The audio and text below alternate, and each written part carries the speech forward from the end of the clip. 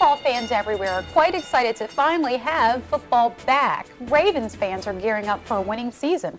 But to be a part of all the fun and excitement on game day, how are you going to get to M&T Bank Stadium? Well, MTA Senior Marketing Specialist and football guru Buddy Alves has a look at the season ahead and advice on how to get to Ravens games on the MTA. Hi, Buddy. How are you? Joe, it's great to see you again. It's that favorite time of the year again. It is. It's my favorite time of the year. That's well, for I sure. know, because you get to go out there and do all the hard work. Yes. Monitoring yes, what's going on at football games. Yes. How difficult can that be? It is really hard. Now tell me, the Ravens preseason, did it begin or when did the preseason begin? Well, it began a couple weeks ago. We've had our second game back on the end of August. So yes. typically the Ravens season begins at the end of August, and it's the Something preseason. like that. And they do a couple of preseason games before the real season starts. Am I correct? They do 4 preseason games, 2 at home, 2 away. away. Okay. And they did pretty well. So they did pretty well. What does that mean? Did they win? Did they lose? Or was it a split decision? Both. Both.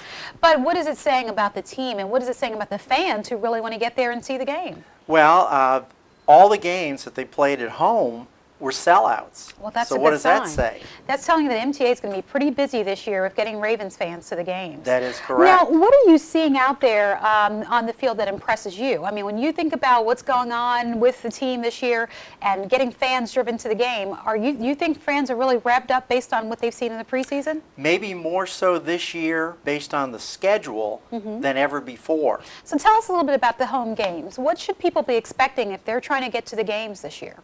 Traffic and parking problems. Wow. Because there's going to be so many people, up to 70,000 fans, trying to make their way to M&T Bank Stadium. And so what advice are we giving to the folks who live in Baltimore or in the surrounding regions that can probably take public transit? That's what we're telling them. Leave the car at home and take transit. Now, what's the best way, your advice giving out there to folks who are like, okay, so what do I need to do? What's the best advice for getting to the game? All right, if you're living in the north of the city, okay, or south of the city, we highly recommend light rail. It takes you directly to M&T Bank Stadium, Hamburg Street stop. So really, it literally lets them off, and there's a ramp or there's a bridge. Oh, yep. Wow, it lets them off at the stadium. You just walk up the bridge, and you're right there at the stadium. Now, are there any other travel options that you'd recommend? Well, if you're coming from the east of the city or the west, we recommend that you take Metro Subway. Oh, great. So the Metro Subway puts them in what kind of proximity to the Ravens Stadium? Well, we recommend that they take the Metro Subway down to either Lexington Market, but even better, maybe down to Charles Center Station West. Okay, and then they can just walk down Charles Street and get an access to the stadium. It's a short walk. It'll take them through what we call Ravens Walk, right to M&T Bank Stadium. So they have many options, and of course there are a series of local buses that run in the area that they could take to get there. There are 9 buses that will take them closest to the stadium. Okay. But there are approximately 23 buses that come to downtown Baltimore. And for those that like to walk, a little bit of a walk. And take the scenic route around the city. And take the scenic route. They can get off and just walk right on over. Now, do you know when the regular season games actually start for the Ravens? September the 10th. Oh, so that's right around the corner. Right around the corner. And that game actually is against Cincinnati. So we start the season with Cincinnati, and we end the season with Cincinnati. They were a strong team last year. Their quarterback, Andy Dalton, was a great quarterback. So we'll have our hands full.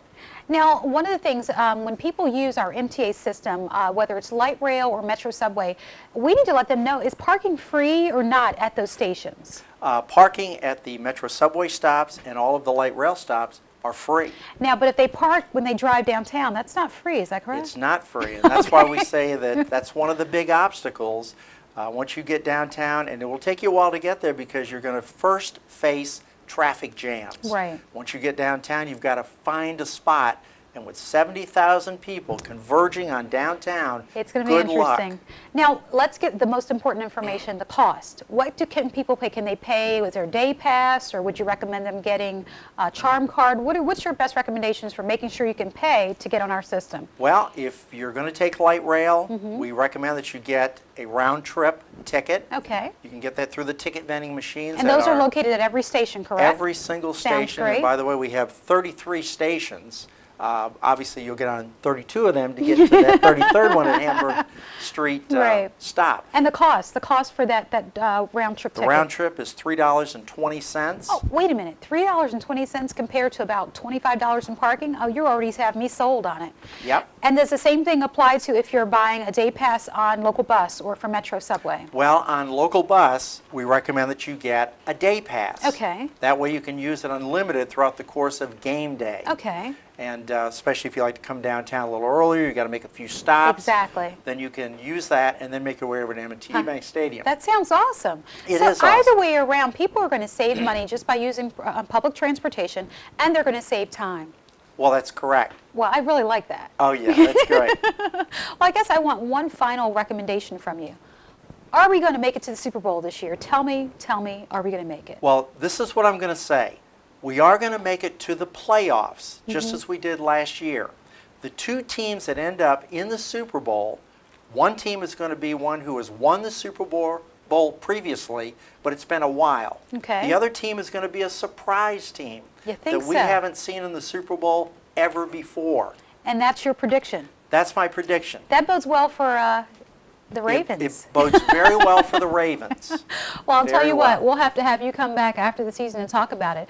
Now, where can people get this information about it? Can they go on the MTA's website? They can go on the MTA website, mta.maryland.gov, and we sent out this cute little brochure here I like cute. on the transit service. Okay. It went into all of the season ticket holder packages. Okay. About 25,000 of these went out, and we're going to have these at a lot of our modes as well. And some of the area hotels should also have That them. is correct. They'll That have them sounds as well. great. So you want to get this. It also has all of the games, away and home.